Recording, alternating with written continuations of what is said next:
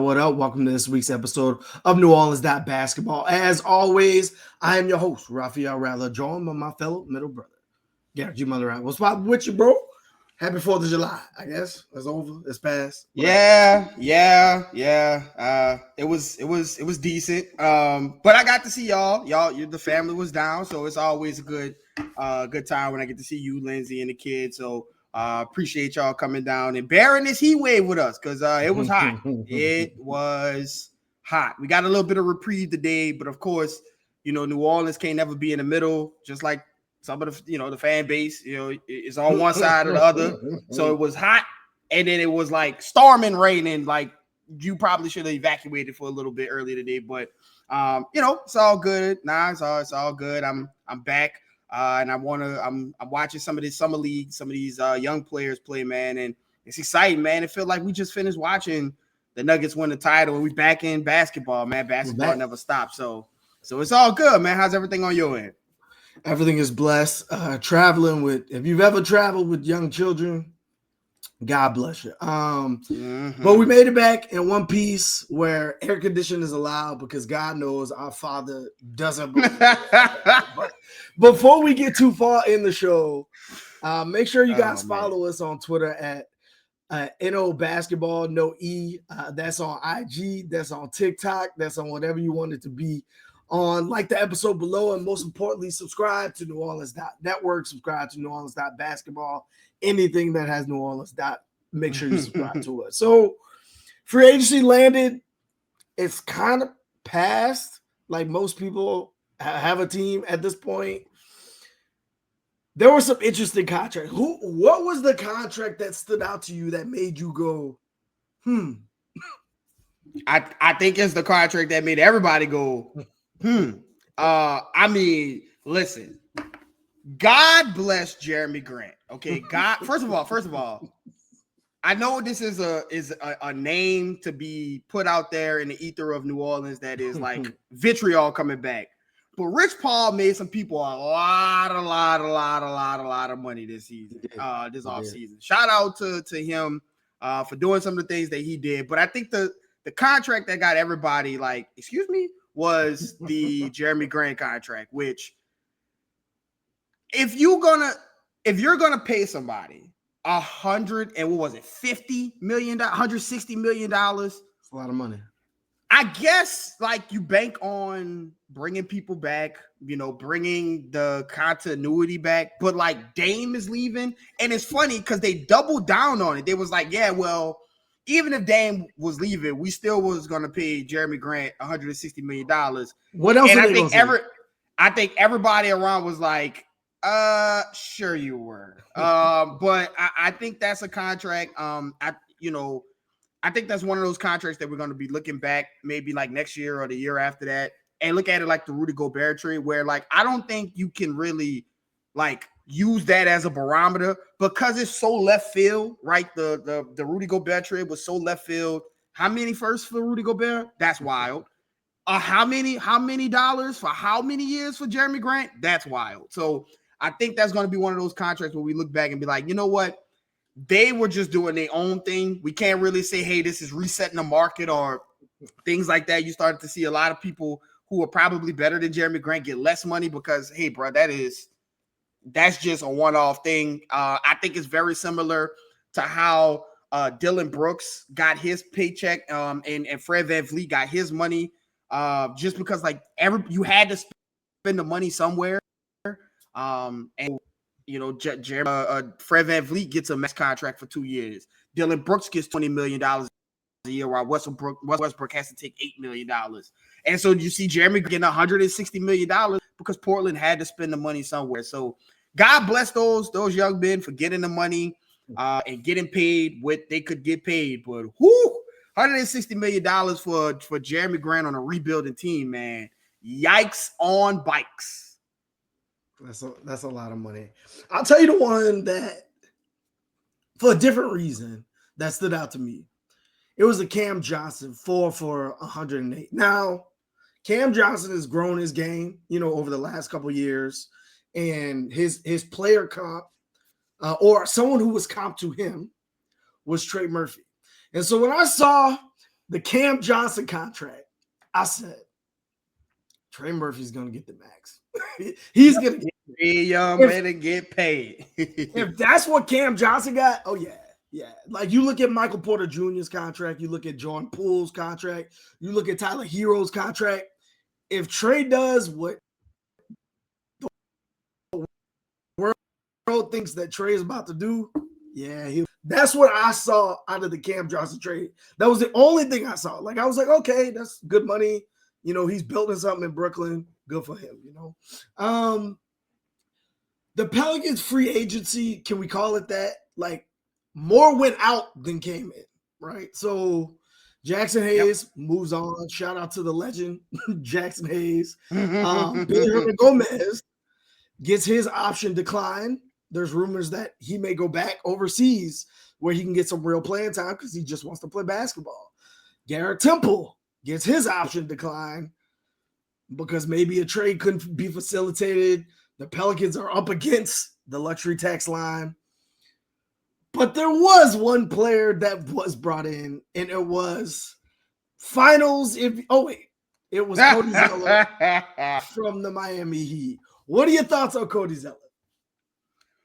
So I saw somebody call Cody Zeller an innings eater, and I think that's a really good way to describe Cody Zeller, right? I think he brings a lot of things that Billy Gomez brought to the table. He can move his feet a little bit. All right. He's not going out there and guarding Anthony Edwards and Damian Lillard and John Morant and Shai Gilgeous-Alexander for an entire period. But he can move his feet a little bit. He's a great screen setter, great rebounder, great guy to like absorb some of those heavy minutes against Joel Embiid, against Nikola Jokic. Is he going to stop any of those guys? Absolutely not. But he's a very large human being, right? And so as your third big, listen, you could do a lot worse than Cody Zeller. He was in the finals. He has a lot of experience. And he's a guy that's serviceable, right? This is a guy who could get out and move his feet and play defense and just be a big body at the rim. So as a third big, obviously we saw how many minutes Willie Hernangomez played, Jackson Hayes played. We saw how many minutes they played. It was not a lot. So I'm assuming that Cody Zeller is going to slide into that position and soak up whatever of those minutes. Now, if Cody Zeller is on the floor for extended minutes, something has gone horribly wrong. And if we get to a point where we're like, man, Cody Zeller is playing a lot of minutes, and this is who we brought in. This is who the Pelicans brought in. Like you get that, then it's not a great situation handling in front of us. So for the third best player, the third center on the roster, I think that's a good place to be.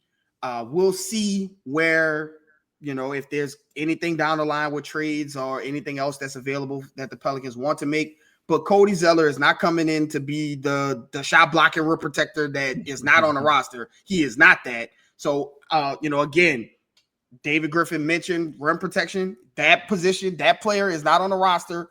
Well, he kind of is, but he can't play in summer league, and we'll talk about that in our summer league preview.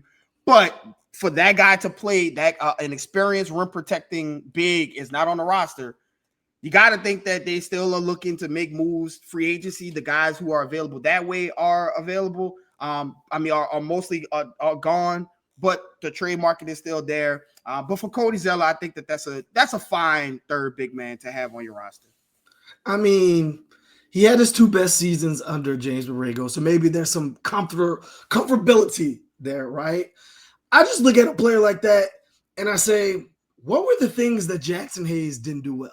The little things. Like he was bad at screens. He was bad at staying vertical. Like sometimes he would go for blocks he shouldn't go for.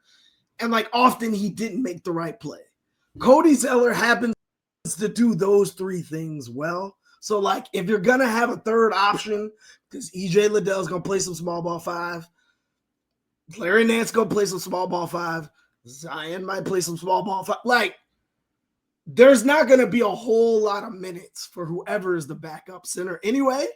So if you need someone in a pinch, you might as well have a veteran who knows what they're doing. So, right or wrong, the Pelicans have told you how they feel about their roster. They, again, have made very little moves. Obviously, you draft Jordan Hawkins, you sign Cody Zeller, you watch a couple players go out the door, and they really are telling you that this is what we feel comfortable in. This is what we feel confident about. By the way, most teams in the NBA also just re-sign their own players. Like, that's exactly what happened. But throughout this free agency, like, did you ever get the gist that the people who were rumored to be on the trade block for the Pelicans were actually on the trade block for the Pelicans?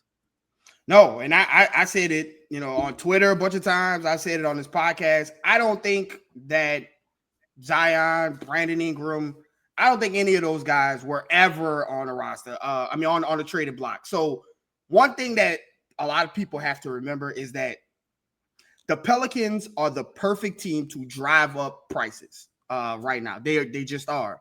They have a bunch of picks, a bunch of draft assets that they could send out. They have a bunch of young players, young talented players in Trey Murphy and Dyson Daniels and Herb and guys that would be intriguing to other teams. As like we could build a trade package around one or two of these guys. You have a superstar who has by having a superstar on your roster, you have that built-in pressure to win and things like that. And there's veterans on the team. So like they got to be in win now mode, right? So they are literally the one team that has the spectrum of everything that that teams will want. So of course, when it gets out, if the third pick is available, well, the Pelicans are interested because they, is it Brandon Ingram? Is it Zion that's available for trade?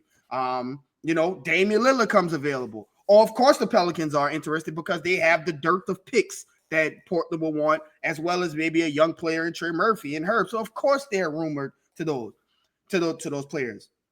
I just don't think that from what we've seen, this front office do and the calculated trades and calculated risks that they take trading for CJ McCollum, getting off of Devontae Graham to bring in a Josh Richardson, small moves around the edges, things like that. I never got the sense that these guys were being offered in trades. Were the Pelicans doing their due diligence and making calls? Absolutely. But I just never, ever once thought, hey, with this guy who is, polarizing, but on the court results speak for themselves, and Zion, another guy that has shown you his ability to be a number one or number two at any point in time, in Brandon Ingram. I just never saw the reasoning behind, okay, we're going to trade these guys away to get another teenager to come in, or to swing for the fences and trade one of those guys for Damian Lillard.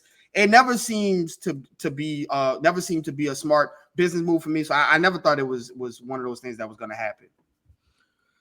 I go back to David Griffin's end of season presser where he said, and I quote, "We don't need to see a whole lot more to know that Zion Williamson is an all NBA caliber player when healthy.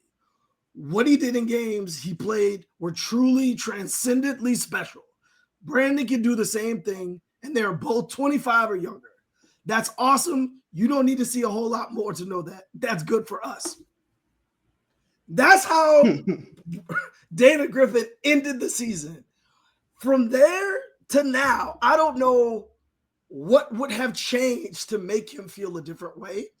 The other thing that you hear about the Pelicans is they have one of the more special locker room bonds in the league. Like you saw Josh Hart not wanting to leave.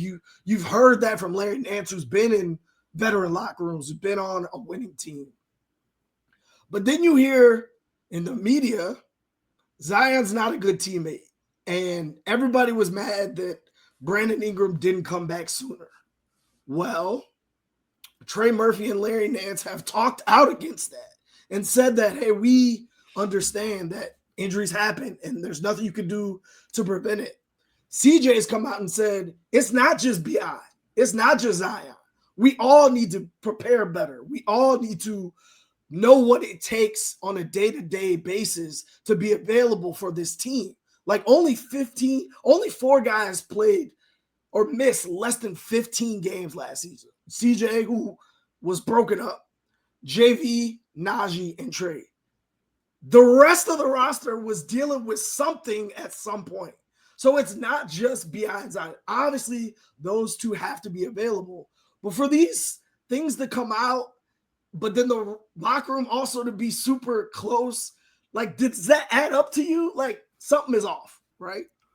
Yeah, no, it was one of the things that I was hoping would get addressed during the spaces that CJ, Trey, and Larry Nance kind of jumped into, was to speak about, the difference between how the media portrays, Zion and Brandon Ingram's relationship with their teammates. And then, like, what are you guys saying? Like, what is the disconnect there? And so, no, it is just one of those things where you have this talent, this supernova talent on the team. Like, they don't report, people don't report that Zion has been in New Orleans for a very long time this offseason. Obviously he's done his Paris thing and things like that, but he was in New Orleans for a while. Same thing with Brandon Ingram and those guys. Like, they don't report on those things, but the minute Zion doesn't show up to something or Brandon Ingram takes a second to come back, those things get reported, obviously, because, those are clickbait. Those are the things that draw attention to the headline. So, obviously there are things that those two guys could improve on, as far as like being available and things like that. But that's what every young player has something that they could be doing better off the court, on the court, things like that. And so, those guys are continuing to grow and mature. I'm very interested to see Brandon Ingram's mentality after he comes back from FIBA, because a lot of people have said that going out there and playing for your country and focusing on your basketball and things that are bigger than you kind of reshapes the mind and reshapes the appreciation for the game. And people come back a lot different and a lot better. And they use that as like a vote. Look what Larry Markkinen did when he went to FIBA and played with his country, came back and had an all-star year.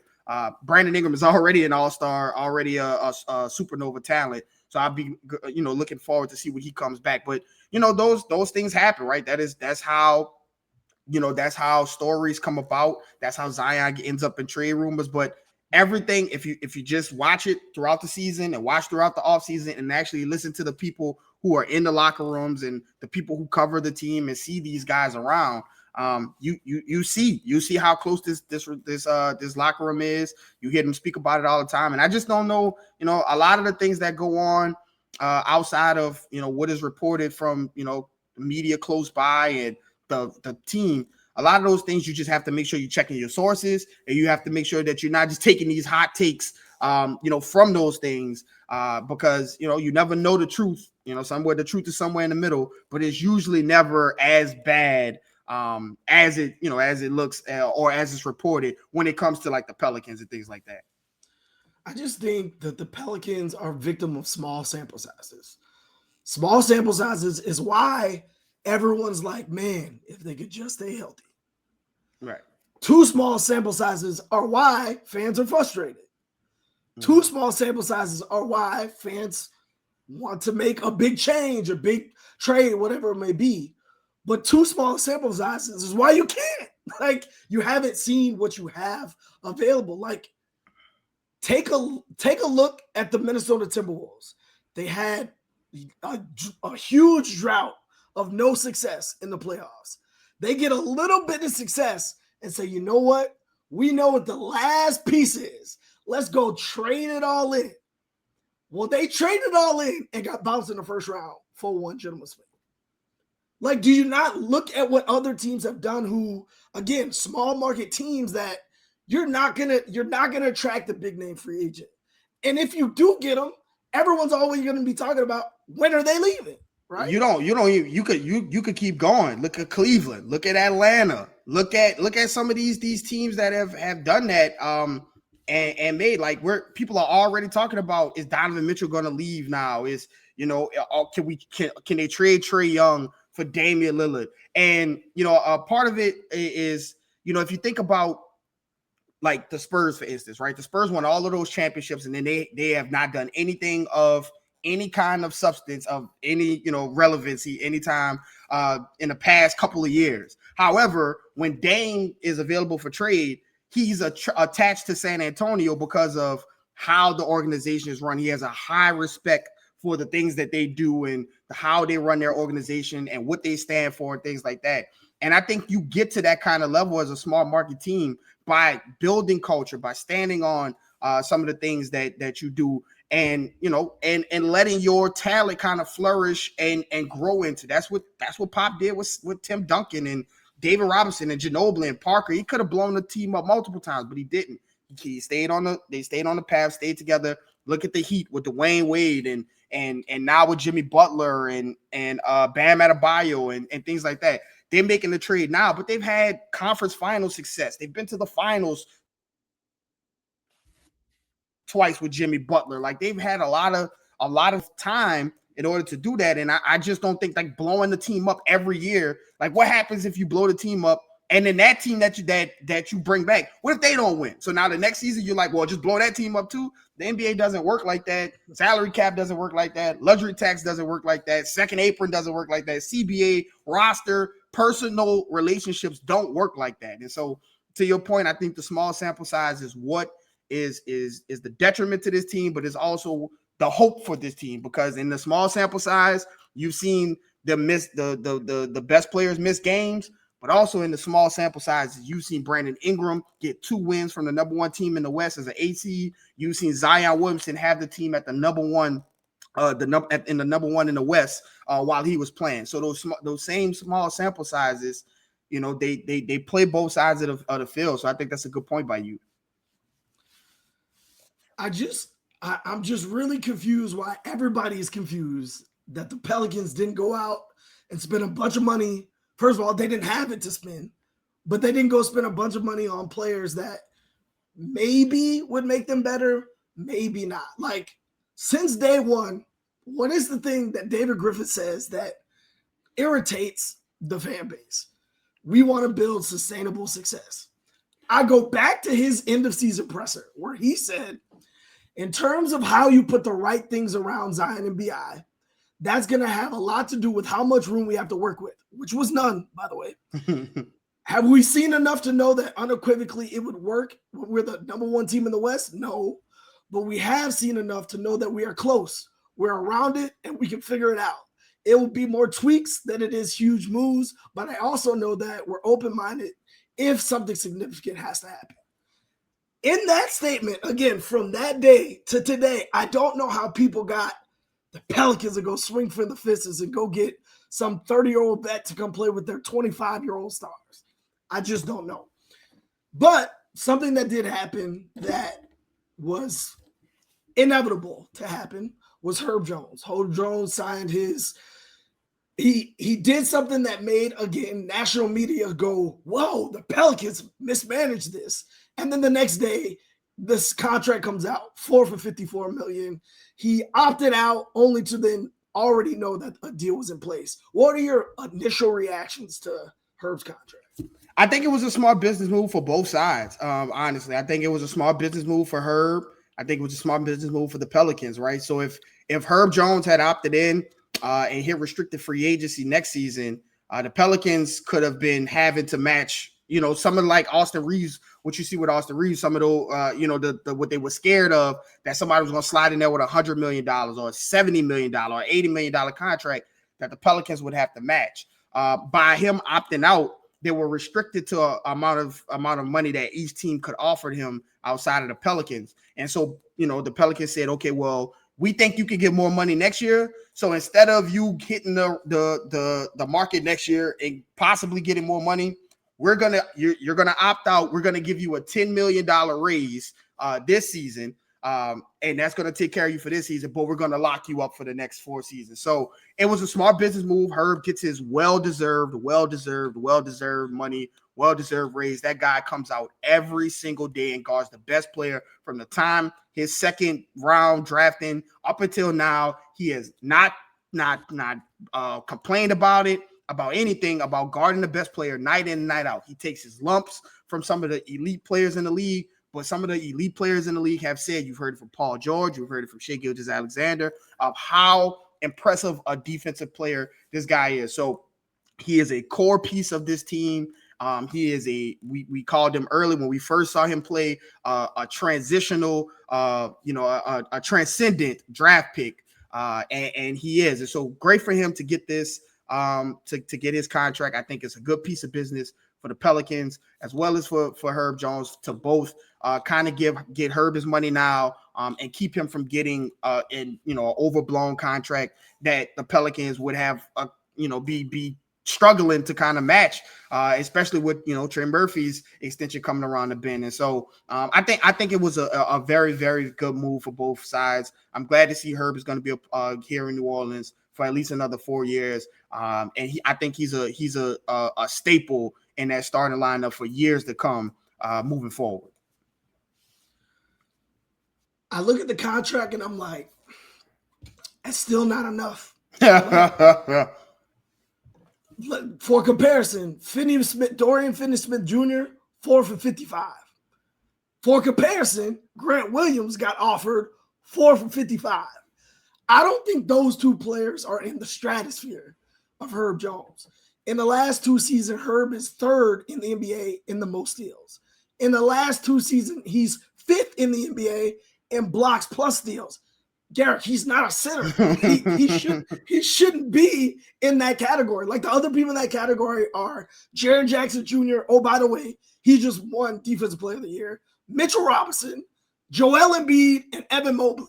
One of these things are not like the other, right? So that tells you the value of a player like Herb. No, he has not made an all-defensive team yet, but you look at those contracts and you're like, Dylan Brooks, 4 for $80. Marcus Smart, 4 for $77. OG Anunoby, now he has a little bit more offensive game than those other guys. 4 for $72. But you got Herb Jones at 4 for $54. Sign me up and twice on Sunday in terms of that. So, like, I just look at that contract and I say the Pelicans won again in that situation. Now, as we wrap this up, I got a question for you. Is there a world where Herb Jones has like a Mikal Bridges-like arc?